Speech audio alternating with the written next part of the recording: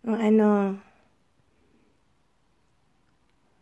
Lisel Comer, or sabihin na natin mga ginagamit mong pangalan.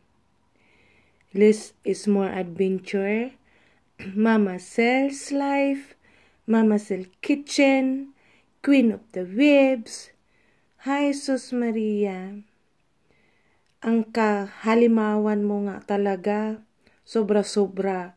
Kasi yung mga babaeng nagsusuporta dyan sa kay Liz is more adventure, pinipisti mo.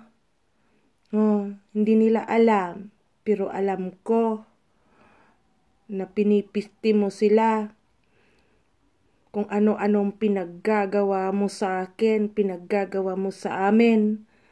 Ang lakas ng loob mo, ay ang demonyo hindi nagtatagal. Akala mo kasi, masisira mo ang buhay ko. Ihalimaw ka. Hindi mo ako masisira. Dahil nakaalalay sa akin ang Diyos, malakas ang pagtitiwala ko sa Diyos. Diyos lang ang malakas. Hindi gaya mong halimaw na demonyo ka. Ikaw na lang ang makaramdam ng kung ano yan na pisting nararamdaman mo.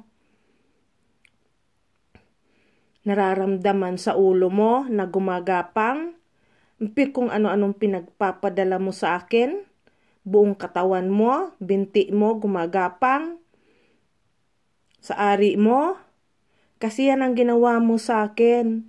Kasi gumaling na ako. Kaya nasa sayo na lahat.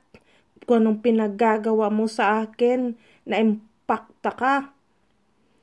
Impactang halimaw. Lucifer. Nakasangla na yung espiritu mong kaluluwa mo.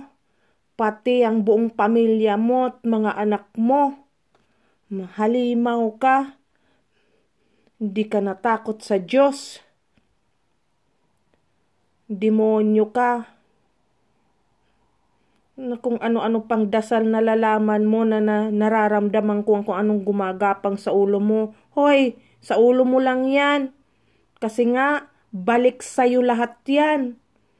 Nahalimaw kang Lisel Comer ka. Halimaw na.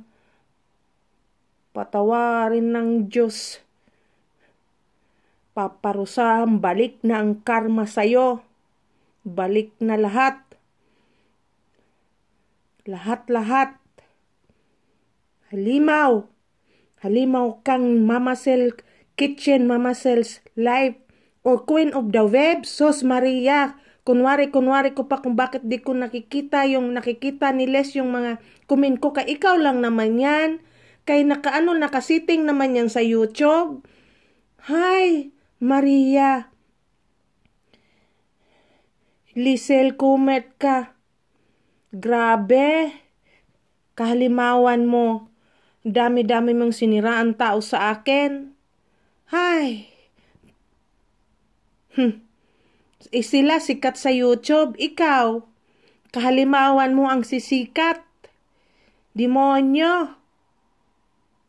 Demonyo ka. Babae ka.